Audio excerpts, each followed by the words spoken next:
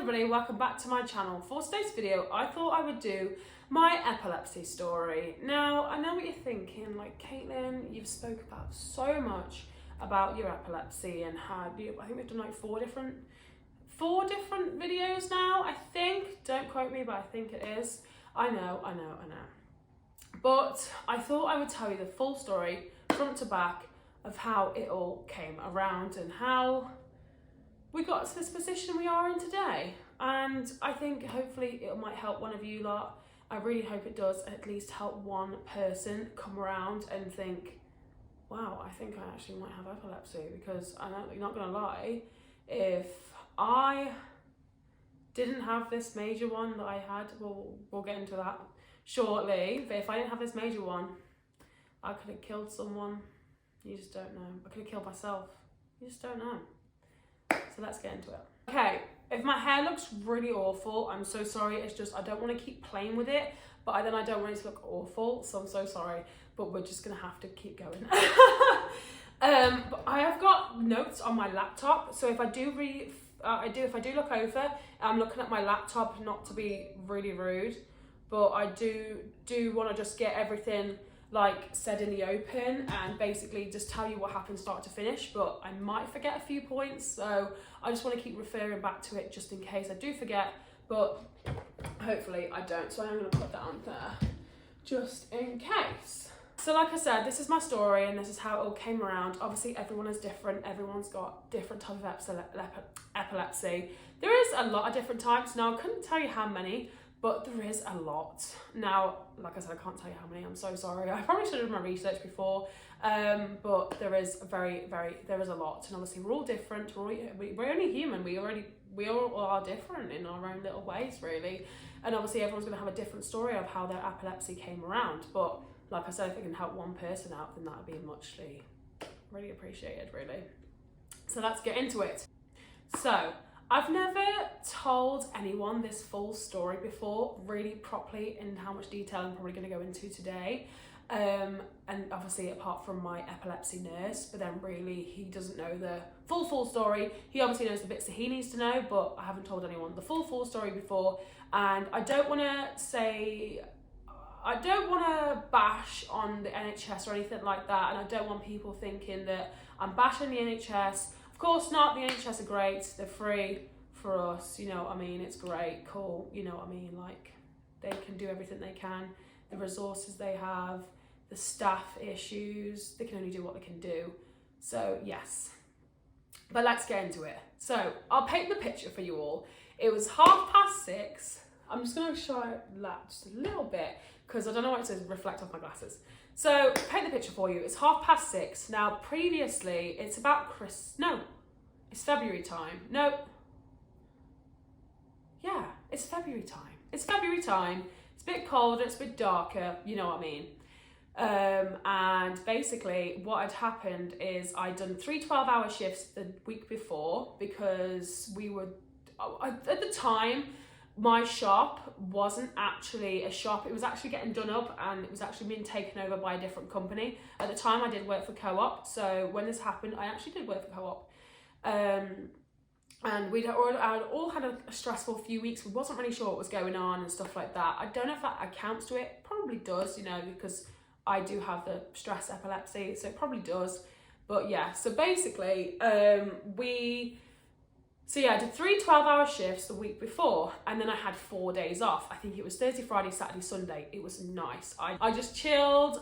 You know what I mean? I just caught up on a few bits, mainly chilled, to be honest. It was a really nice 4 days off.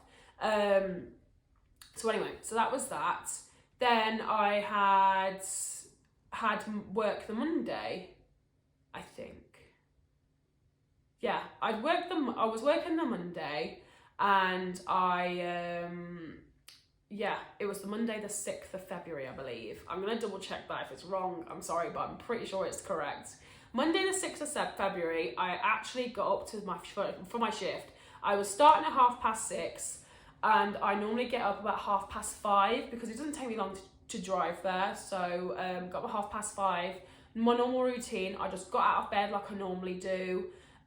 Just come in the kitchen. I think at the time I was getting a drink, and all I remember is my squash just going everywhere, because obviously I had a mini seizure, which at the time I didn't know there were mini seizures, and I used to have them quite a lot because obviously I have epilepsy, but I didn't know what they were, so I just ignored them. And basically I had been told, no, so I was just getting ready. I don't even think I was on my phone much, to be honest. Actually, I don't even think I had my phone on me. No, I don't think I did. I didn't have my watch on either. I just got up, I needed a drink, so I just got up out of bed, got a drink in the kitchen. Squash had gone everywhere. So at this point, I'm just cleaning up squash, half asleep still. I'm just, yeah, it's not great. So anyway, so then I get back up, making a bottle of squash, and then I feel, I think at the time, I think I already made the drink, and I put it down, and I could feel something. I was in the kitchen, and I could feel, and if you've watched my house tour, you kind of know where everything is in my flat, and I could feel like my hand just like tensing a little bit, and I was thinking like, I'm gonna fall over in a minute. And I've never ever fainted in my whole life. Nothing's ever happened to me like it did, and I was really confused. And obviously I live on my own. I'm like, what do I do in this situation? It's 5:30 in the morning, no one's gonna be awake. My neighbours, you know what I mean, like they can't hear me. I live on my own, haven't got my watch on me, haven't had my phone on me. What do I do in this situation? So I'm like, okay, I'm gonna fall over in a minute. And I couldn't even move to sit down or anything like that. Full on collapse. At this point, obviously I can't remember the rest that happened, but it was so weird because I just knew it was gonna happen, and then there's nothing I could do. And all I remember is lying on the floor, fitting, and I just remember that I was trying to shout help or whatever in some way, but nothing was coming out of my mouth. It was very scary. I didn't know what to do. I actually thought at this point, that's it, I'm dead now. Do you know what I mean? And it was like, because I didn't know what was going on. I've never had a fit, never had a seizure, whatever you want to call it. I've never experienced anything in my whole life. I've never fainted before. Do you know what I mean? Like, I've been very lucky to have never had anything like that happen to me before. So I was like, okay. And then an hour had passed. I woke back up and I was in bed. At this point, it's about 6:30, 7:15, I think, at this point. And I'm now panicked. I'm like, shit, I'm late for work. Can't remember anything. My head is not pounding yet, actually, because I think it's because I was so panicked. I just didn't know what to do. So I couldn't comprehend that my tongue was hurting, couldn't comprehend that my head was hurting. I was so stressed I was late for work. So I texted the girl that I was on with saying, hey, sorry, I'm so late, I'm coming now. And she's like, oh, it's fine, you know, it's fine. We all sleep in. I was like, oh God. Anyway, so I got into work. Obviously, like I said, I drove at the time. So obviously, because I can't remember what happened, I got in my car, panicked, and drove there. Luckily, it's about a 10-minute drive away. And then I get to work, put all my stuff down, you know, all that stuff. And I'm like, my head is banging. I said, I think I've fainted or something. I said, I just don't know what's happened this morning. I said, I honestly feel like I've had some sort of like seizure or something. I wasn't really sure what had gone on, and I felt awful. I said my tongue was hurting, and I just could not comprehend of what had happened this morning. Anyway, she was like, Caitlin, if your head's hurting that bag, just go home. And at the time, I'm so lucky that I did work in this shop, because I was just an extra body, because like I said, my shop was getting done up. If I was at my own shop, I would have been fucked, basically, because we're always one-on-one, and I couldn't have gone home. I couldn't even have been late at that point. Do you know what I mean? I couldn't have gone home. So I'm glad that I was just an extra body. And yeah, I'm going to take my cardigan off because I'm getting hot. Now, I've had the heating on all day, and now all of a sudden I've gone really hot. So I think it's the story, it's stressing me out. So yeah, so I go home, drive home again, because obviously I don't know what's going on, and I need to drive my car home. So I drive home, and I text my friend. I think she rings me, because at the time, so basically I text this friend every single minute, not every single minute of every day, but we text a lot. We voice note in the mornings if we're at work. She always knows when I'm at work. She always knows, I already know when she's at work. If I haven't texted her by at least 6:30 in the morning, she knows something's wrong, because I would always voice note her in the morning. So the fact that I didn't, because obviously I had a manic morning, she rang me, I think, and I was like, I don't know what's happened. She was like, 2 of her sisters, they've got epilepsy, and I don't think I mean, I think if people know me, they're not gonna know who this person is anyway, so I feel like I can say stuff like that on the internet. Then she knows, like, the whole deal with it. So I was like, okay, what do I do? You know, stuff like that. She's like, Kaylin, just ring 111, tell me how you feel and stuff like that. So I ring 111. Ooh, sorry. I ring 111 and I'm like, hey, you know, this is what's happened. I feel rubbish. At this time, I still haven't looked at my tongue. Now, I'll try and put a tongue picture on screen because I'm pretty sure I sent it to one of my friends. I will send you a picture on screen. I'll put a picture on screen, sorry, I'll send you a picture. I'll put a picture on screen of how my tongue looked. It was bad. I think I might have videoed it actually. I'll put a thing on screen for you. And yeah, basically I had so I rang 111 saying like, this is what's happened. And they were like, right, Caitlin, what we're gonna do is gonna send an ambulance out for you. It's gonna be like a non-emergency one, so it should be here within the next hour or so. And I was like, okay, great, cool, that's fine. So yeah, so they eventually came just to kind of check me all over, see what they want me to do, like see what they obviously think about me and stuff like that and all that stuff. These women, now I tell you, they were rude. They were rude and made me feel stupid. They made me feel like I was wasting their time. It really annoyed me at this point. So obviously I rang 111. I didn't ring 999. It wasn't an emergency because obviously I still at this point did not know what had happened. And I can't remember anything. And it was really scary because it's just like, how did I wake up in bed an hour later? I don't remember dragging myself. I must have somehow dragged myself. I can't imagine me fall. I don't know. I honestly don't know if I dragged myself or what. Anyway, so at this point, they text me. They came to my flat and they sat on my sofa and was like, okay, Kaylin, what's happened? So I tell them what's happened. You know, this is how I feel. Not really sure what's going on. They're like, right, okay, what do you want to do? Do you want to go to A&E? Do you want to sit in there for hours? It's going to take you hours. You will be sat there all day. It's just a waste of time. And I was like, I can't believe you're saying that to me. I still don't know what's happened. You're not telling me anything. So, do you know what I mean? It really annoyed me that it made me feel like I was wasting A&E's time. A&E's, paramedics' time, whatever. Anyway. So yeah, so that really annoyed me. But prior to this, actually, because I forgot to tell you this important information as well. Prior to all this, when I woke up from my seizure, I had lost my glasses because I was wearing my glasses at the time. Because obviously it fell over in such impact. It was actually when I'm sat here by my lamp. That's actually where they fell. So all the way over there, I had smacked my head off the ground, I'm assuming, while I was fitting, and yeah, so I did not think to check. So I'm panicking because obviously I'm panicking to go to work, and I'm thinking, fuck, I need my glasses. I can't see a thing without my glasses. So luckily I have contact lenses, so I just put them on quickly and just went. And then when I got back home, I found my glasses and kind of regained a bit of memory of what's happened, but still didn't know the full shebang of what had actually happened. So anyway, so the paramedics, so we went downstairs. So at this point, before the paramedics came, I did ring my parents, text my parents saying, I'm like, this is what's happened this morning. Because obviously I live on my own. No one knows what's happened yet. I haven't told anyone apart from my one friend. And she was like, my dad came. He's self-employed. So he turned up. But as soon as he turned up, the paramedics were taking me to A&E. So my dad was like, oh, it's fine, you know. He goes, do you want me to come? I said, no, it's fine. So we sat there all day. It's just a waste of time. He was self-employed, do you know what I mean? Like, it's pointless wasting his day. I'm going to be sat there anyway. So I had just got things like, I think I got my phone. I didn't pick up much. I want to say maybe a jacket. I got dressed into something, I don't even know. I was wearing pretty much leggings and a top and maybe a cardigan or something. I had my phone on me and that was it. I did not bring anything else, and obviously my keys.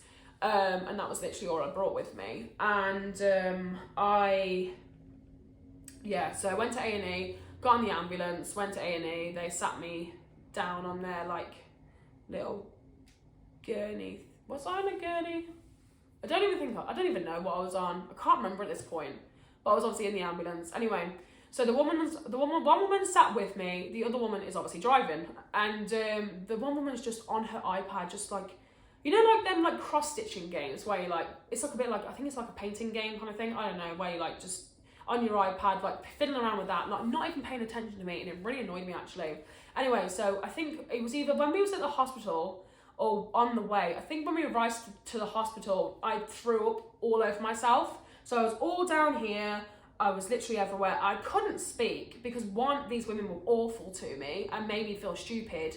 And two, I could not speak at all. I feel like I couldn't speak. I was just going to throw up. So anyway, like this woman weren't paying attention to me whatsoever. So why should I tell you I'm going to throw up? Do you know what I mean? It annoyed me. Anyway, so I threw up everywhere, all over myself and just everywhere, like in this. And she went, for God's sake, this is exact words. I am not lying when I tell you this. She went, for God's sake, now I'm going to have to clean that up, aren't I? And I was thinking, you're making me feel like I am stupid at this point. You're making me feel like I'm stupid because I've thrown up, because obviously I've got a concussion because I've smacked my head off the floor and haven't eaten at this point. And yeah, and I'm really confused still of what's happened. Oh my God, I'll just tell you now. Oh, she made me feel stupid. Then after that, we were just sat in the ambulance waiting for A&E to take me in. I was probably in the ambulance for about maybe an hour and a half. My friend texted me saying, Caitlin, do you want me to come down? She only lives about 10-15 minutes walk away from the hospital. And I was like, well, if you don't mind, I wouldn't mind you coming down to keep me company. So she came down. Luckily, it was a day off that day at work. So she came down and kept me company all day. But prior to this, just before she came and got into the ambulance with me, this woman was like, the paramedic, she was like, you're lucky you got, she was like on her iPad, she's like, you're lucky you got an ambulance today because we're all on strike. She goes, there's different unions on strike, but most of them are on strike today. You're lucky you got an ambulance. And she was like, I said to her, I was like, I didn't call 999. She goes, oh, I thought you did, that's why we came. I went, no, I called 111, they sent out an ambulance. So she'd already just assumed that I was ringing 999 because I had a seizure. And obviously that probably is the best thing to do, especially when someone is actually with you, because I was on my own. Obviously, I can't ring an ambulance myself. But it just made me feel like so stupid that you literally have to go with me for ringing 111. They're sending out an ambulance. It's not my issue. Yeah, it made me feel so stupid. Honestly, these women, like I said, I'm not bashing the NHS. I'm not bashing these paramedics. I'm just trying to tell you my story, and I'm trying to say, if these paramedics or a doctor or somebody is trying to make you feel stupid, always trust your gut. Because like I said, they gave me the ultimatum to stay here. I don't know what could have happened. I could have got in my car the next day and gone to work again and killed someone. I could have had that seizure that I had on the Monday. I could have had in the car and killed someone, killed myself. Do you know what I mean? I might even not be alive to hear today. And if I didn't listen to my gut feeling, thinking, okay, I need to go to A&E at this point. And then one of these, they're like, I don't really like going to A&E, and I would rather suffer than like actually go somewhere and go to A&E or go to the doctors and ring the doctors or whatever. I'd rather just suffer, because it'll just, do you know what I mean? Like, I'll just leave it. I'm just one of those people. I hate bombarding people. And yeah, it's awful. But yeah, I'm super thankful for my friend actually being there for me, because I was there for like 8 hours. So I'm really thankful she was there for me and stuff, and it was actually really nice. Bless her little heart. So yeah, so she was there. I got wheeled in to A&E. I was on one of their little gurney things. Is that what they're called? I don't even know what they're called. Beds. We're going to call them beds. And I got wheeled into there. They did loads of blood tests and stuff like that, really. And just, I can't remember the full shebang of what they've done to me, because I was still very confused, very dazed. I was texting a lot of people, like I'm in A&E at the moment. I don't know what's gone on. Really scared. But they did loads of like CT. I think they did a CT scan. I think they did I honestly don't know if they did a CT scan. I actually don't know. I know they definitely did an X-ray. They did blood tests, and I think that was it. I don't even know. I was there for so long, I don't know. I had a cannula in my hand, I remember that much. But that's all I remember, really. I honestly just, it was just such a long, stressful day, and I honestly didn't know what was going on. Anyway, February the 6th was the day that changed my life forever, really. It's quite scary saying that. It's quite scary. So, yeah. So then we got home. So after I was allowed to be discharged, I then walked with my friend down to hers. Like I said, she lives a 10-minute, 15-minute walk away. So we had like, it was nice to have fresh air. I'd been sat in an ambulance all day. Not all day, I was sat in an ambulance and then I was sat in A&E all day. It was actually quite nice to actually just, do you know what I mean? Just to chill out. So I walked down to hers and then my parents came to pick me up and then drove me here at mine. I picked up a few bits and they were like, okay, Kate, you can come sleep at my ours tonight. So I slept at theirs for the night, just so they can keep an eye on me. And then the next day I went home. I spent all day there and then I said, okay, I want to go home now. Do you know what I mean? Like, I want to be in my own company. Oh, I love my family to bits, but I can't live with them. So I was like, yeah, I want to go home now. So I went home. Had the rest of the week off work. At the time, I'm actually really thankful for that, because if it was nowadays, I actually don't get paid for my sick. So it was actually really nice that I could actually have the week off work and actually get paid for it and not actually stress about money and things like that. And while I'm actually ill as well, I'm ill obviously at this point. So yeah, my head hurt for a few days, my whole body hurt for a few days, my tongue was really bad for a few days. I could barely eat properly, it was awful. And that was that really. Then I had I think this was the end of February. I had a phone call appointment whilst I was at work, and they talked me through how, you know, they basically asked me loads of questions of what has happened, all that stuff, and they said to me like, look, Caitlin, you're not going to be able to drive, you have to be seizure free for a year, you're not going to be able to drive anymore, all that bollocks. And I was like, right, great, okay. I did start crying on the phone. I started crying on the phone. I was at work at this point as well, because I'm outside my work while I had this phone call, and I was crying like, yeah. And they're like, are you okay? I'm like, yeah, I'm okay.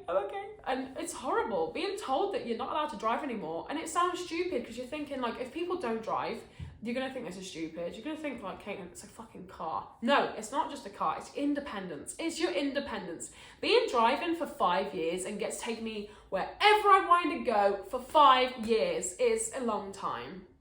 And then being told, can't drive anymore. It's heartbreaking. It sounds so stupid saying it, but it is heartbreaking. It's your independence gone. Now, I'm not saying I can't walk anywhere. Don't get me wrong, I can. But it's not like I'm saying I can't get the bus anywhere. But it's not like I can just pop in my car and just go somewhere quickly. I have to get the bus, or I have to walk, which takes me fucking hours some places. Do you know where I'm coming from? Like, it's not a vibe. And I do miss my little car. I miss my little car. A lot. I'm not gonna cry. Not gonna cry. So yeah, so this doctor on the phone to me was like, well, neurologist, whatever you want to call him, said to me, he was like, okay, we know you've got epilepsy. Because basically they asked me if I had little jerks, little mini seizures they're called, which I didn't know at the time. I've had them for years.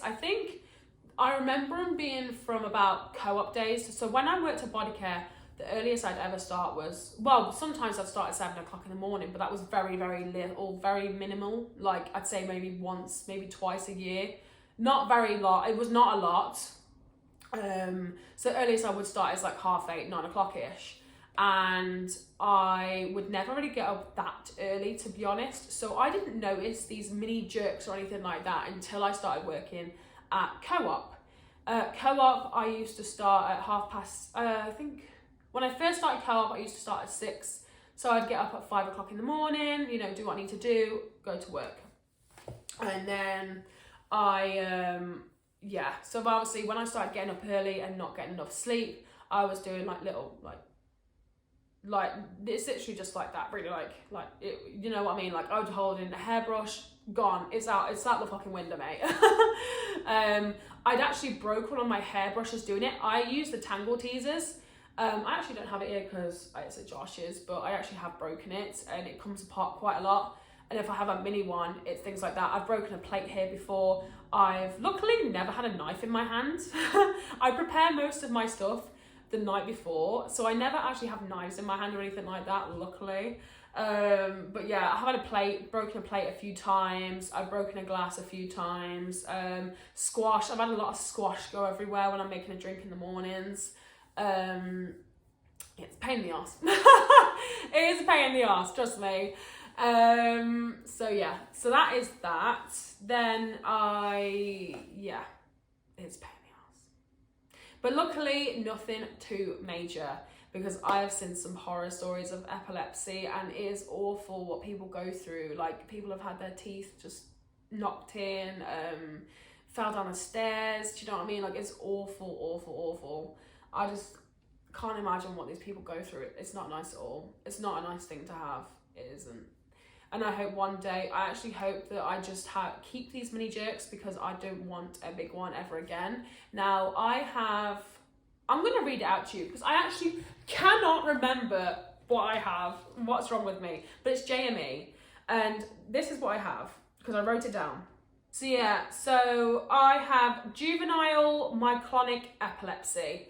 That is what I have, JME. Now, JME, I actually Googled it when I got told, and I think with JME you can have a big seizure once or twice a year. I'm guessing that's just if it's not medicated though, I'm really not sure. And then obviously you get all these mini jerks and things like that. So yeah, that's what I have, and it's crazy. Back in April time, I actually had a appointment with my epilepsy nurse, who is such a lovely person. Bless his little heart, he is so lovely. There's two of them, but I've only met the one and only had a chat with the one. He's just a lovely guy. Luckily, it's actually not far from my house, because obviously, because they know I can't drive, I'm not allowed to drive, then of course they keep all my appointments as close as they can. Obviously, sometimes you can't. They do try and keep it as close as I can. Basically, my neurologist place that I see my epilepsy nurse is actually at a local doctor's. They have like a neurology department in there, luckily, so I don't actually have to travel far, but of course it's through the hospital, so it's not too bad. It could have been a lot worse. I have to remember, it could have been a lot worse. So of course, so he had a chat with me. I brought my mum in at this point. In April, we had a chat. You know, he had a chat with her as well, asking like what happened in my childhood, any major brain injuries and things like that, like head injuries and all that stuff. She's like, no, normal life, normal child, never even broke a bone never broke a bone. I've never broke a bone, and things like that. Really, like, lived a normal life.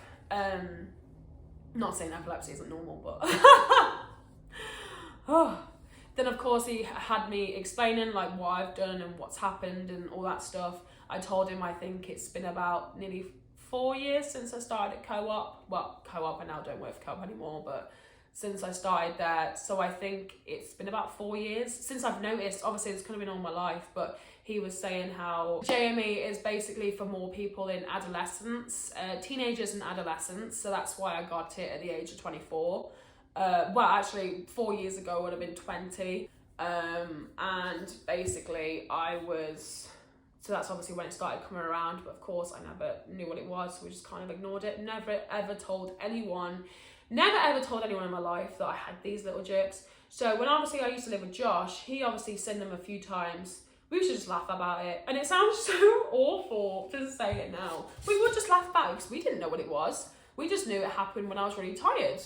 And of course it does, so I didn't know what it was, and we just never really said about going to the doctors or anything like that. Like I said, I just hate going to the doctors, so I just never go.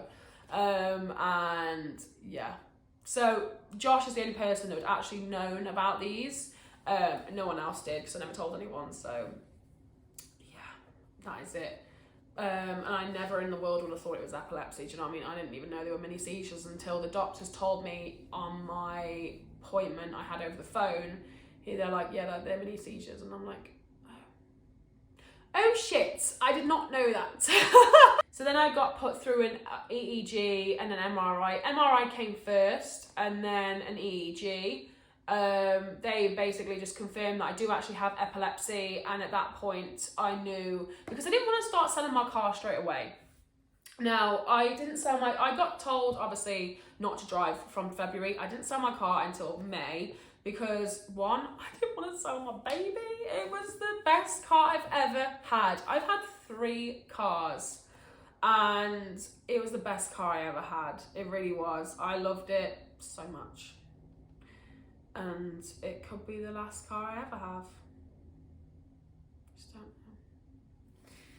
know. So yeah, so basically I didn't want to, they're just telling me over the phone, like, Kate, you got epilepsy. I'm not going to start selling my car and then being told, actually, it's not epilepsy, hon. So of course, I don't sell my car until I've confirmed from an EEG and an MRI saying I've got epilepsy. MRI, if you've ever had one. Oh, they're so boring. I was so bored.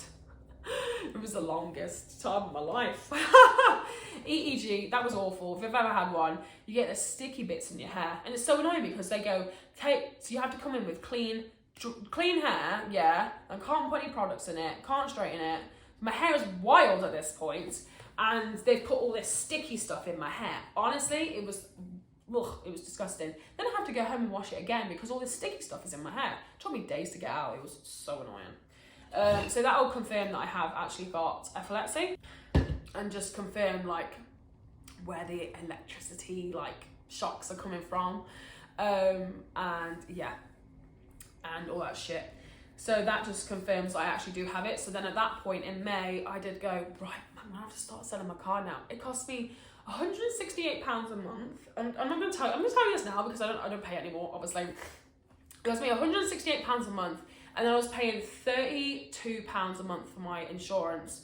So you know where it was costing me like pretty much like £200, just over £200 for a car that I wasn't driving. It was just chilling. Oh, actually the tax as well. That was about £14 a month, I think. So you're looking at like £220, £230 just for it to sit there. So of course I was the time to sell it, and it was really sad. I did gain some money though, so that was a bit better. But it was really sad actually. And at the time I was looking really positive. I was going, right, okay, so I'm gonna have this money in my savings. I'm gonna save towards a new car. By the time I'm allowed to drive again, I can buy a new car. Now, I haven't decided I'm going to do that anymore, purely for the fact of I don't want to keep thinking, right, I'm going to buy a new car. I'm not thinking about that anymore. I'm not even thinking about driving anymore because I know it's going to take me years. I don't want to get my hopes up, and I just don't know what's going to happen in the future. So I've decided to be content with my life I've got. I'm very lucky still. You know, I've got my own flat. You know, I've got a nice relationship. I can go away on holidays. I can walk. I'm a mobile person. I can still work full time. I'm doing things I love, like YouTube and TikTok and things like that. I go to the gym. Do you know what I mean? So I'm just content with what I've got. And if I can't drive forever again, then it's going to be really sad. But you get used to it, don't you, really? So it is what it is, I guess. This story is actually coming to an end soon, so don't worry, because I feel like it's going to be so long. So yes. But yeah, so then my nurse told me my epilepsy that I have is actually in my family tree somewhere, but my mum doesn't know anyone that has it in our family, so it must be down the family tree somewhere. We just don't know where. He said it could skip generations, so I might not give it to my kids if I ever have kids. Fingers crossed, but epilepsy is going to actually make that complicated. But that could actually give it their kids if they ever have kids as well. So somewhere in the family tree, they might get it in the future, which I feel a bit bad for, you know. Do I really want to reproduce and give my kids epilepsy? No, but hopefully by that time there'll be better solutions. So yeah, I think that is everything though. Yeah, so I think I'm gonna shut up talking from this bit because I obviously have spoke about my epilepsy before. We've done 4 videos on it right now, and obviously you know a lot about my medication situation and things like that, so I'm not going to go all into that. So if you do want to see that, if you haven't seen it already, it'll be down below, or when it comes to the end, I'll have a press button so you can go and have a look, or just go on my channel. I've got a playlist of them. Yeah, I think that's everything really. I really hope you enjoyed my story. Please don't get offended. If anyone is offended, I'm sorry. I don't think you should be offended, but I don't want to offend anyone. But this is my story. Epilepsy is different for everyone, but I just wanted to share my story and at least help somebody, because if you're like me and don't know what these mini jerks are, might actually have epilepsy, and they used to happen a lot when I used to drive, you know, and I didn't know what they were. It's quite scary to think that I could have crashed into someone. It's only for like a split second, but you know what people are like, they're idiots. They drive like idiots. But anyway, I'm gonna go and I'll see you next time.